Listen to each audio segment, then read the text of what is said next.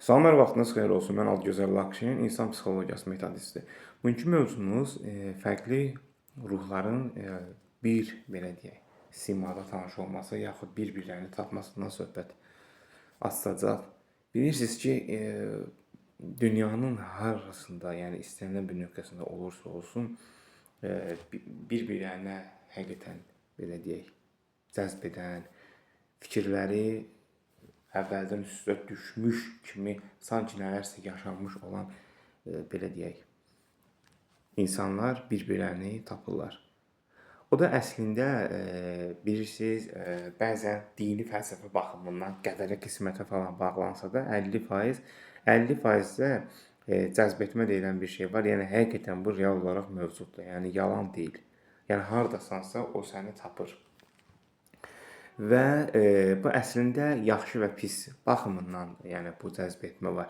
Yəni pis fikir söyləsən təbii ki, pis baxış açısından, yaxşı olsa yaxşı baxış açısından o həmin qeyd olunan şey, yəni səni tapacaq. Bir də ümumən belə bir faktor var. İnsanlar heç zaman həyat boyu belə deyək, əksəriyyətinə söhbət gedir. 100-ün hardasa 45-50% eyni düşüncə tərzi olan insanı tapmağa səbirsizlənirlər və yanlış, səhv insanla münasibət qurulur və nəticədə hətta dırnaqarası ailə qurulma faktoru da boşanmalara gətirib çıxarır. Heç zaman danışın bu kimi aspektlərdə tələsməyin.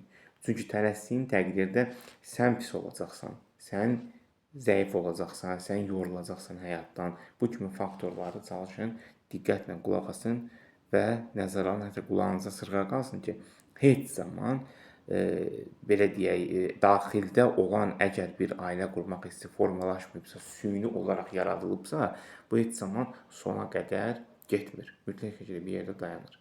Seanslarımız əyani və onlayn şəkildə həyata keçirilmir. Qoşulmaq istəyənlər şəxsi mesaj verməsi məlumat verə bilər.